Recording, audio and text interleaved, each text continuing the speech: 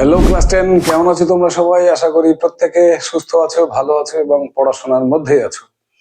তো আমরা আমাদের মাধ্যমিক গণিত প্রকাশ বইয়ের পেজ নাম্বার 22, 22 পাতাতে যে কোষে দেখি 1.4 এর অঙ্কগুলো রয়েছে, সেগুলো মেনলি শ্রীধর আচার্যের নিয়মে সমাধান করার অঙ্ক।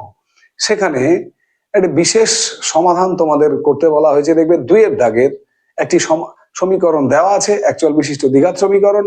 সেখানে বলা আছে বাস্তব বীজ থাকলে শ্রীধর আচার্যের নিয়মে সমাধান করো। এখন আমরা কি করে বুঝবো যে কোনো সমীকরণের বাস্তব বীজ আছে কিনা? যাদের থাকবে তাদের সমাধান করতে বলেছে। তেমনই একটি অঙ্ক তোমরা স্ক্রিনে একবার দেখে নাও। 2 এর দাগের 7 অঙ্কটি রয়েছিল আমাদের 10x² - x + 3 = 0। এই অঙ্কটি ওরা যদি বলে যে শ্রীধর আচার্যের নিয়মে সমাধান করো, তাহলে কি করে করব? দেখো, আমরা প্রথমেই যেটা করব সেটা হচ্ছে এর নিরূপকের মান বের করে নেব। a = 10, b = -1, c = 3। তাহলে নিরূপক কত? b² - 4ac। নিরূপক বলা হয় b² - 4ac কে। তার মান কত হবে? b² মানে 1² -4 × a মানে কত? 10, c মানে কত? 3। তাহলে 1 - 3 × 4 = 12, 10 × 12 = 120, তার মানে -119।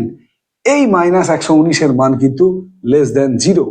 তাহলে b² - 4ac এর মান যদি <0 হয়, তাহলে বাস্তব বীজ পাবো না। যদি বাস্তব বীজ না পাই, তাহলে আমরা সহজেই বলতে পারি শ্রীধর আচার্যের নিয়মে এটাকে সমাধান আমরা করতে পারবো না।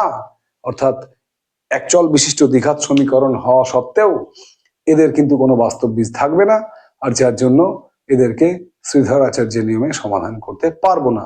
তাহলে ক্লিয়ার যে যদি কোনো সমীকরণের নিরূপকের মান <0 হয়, তাহলে সেই সমীকরণের কিন্তু শ্রীধর আচার্যের নিয়মে, অর্থাৎ x = -b + -√b² - 4ac/2a, এই সূত্রে ফেলে সমাধান করতে পারবো না। ঠিক আছে? আশা করি ছোট্ট একটু তথ্য তোমাদের কিন্তু দ্বিঘাত সমীকরণ সম্পর্কে অনেকটাই সাহায্য করবে। আজকের ক্লাস এ পর্যন্তই। আবারও খুব শীঘ্রই দেখা হবে। জয় হিন্দ, বন্দে মাতরম, টাটা।